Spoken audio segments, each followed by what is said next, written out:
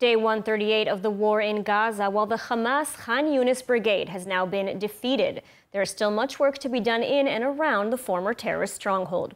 There are also signs of growing protests against Hamas from the Gazan people. More on this from ILTV's Steve Leibovitz. The organized Hamas Brigade in Khan Younis now no longer exists as an organized fighting force. Much effort is focused now on gathering Hamas weapons left behind by fleeing or surrendering gunmen. The IDF released footage showing a cache of weapons found by the paratroopers brigade in a building adjacent to a United Nations school. Some 60 operatives who hid at the school among Palestinian civilians were taken prisoner. According to the IDF, Hamas operatives would hide in the UN school, which was used as a shelter for Palestinian civilians. They would then sneak into a nearby building via a hole in the wall to attack Israeli troops. The paratroopers also raided the home of the head of the Khan Younis Brigade's anti-tank unit and seized weapons and intelligence materials.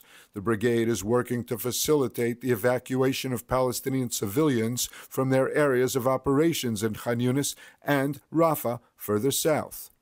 Residents of Jabalia in the northern Gaza Strip and Rafah in the south took to the streets to protest against Hamas leaders. Since the start of the conflict, there have been several protests by Gazan residents who condemn Hamas for bringing the war and abandoning the people.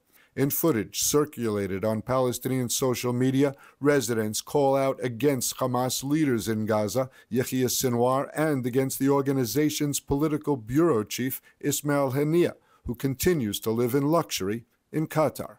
Israel is determined to move on the city of Rafah, but the last major Hamas stronghold is temporary home to some 1.3 million Palestinians displaced from elsewhere in Gaza. The IDF plans to give the civilians passage to safe areas before the offensive begins.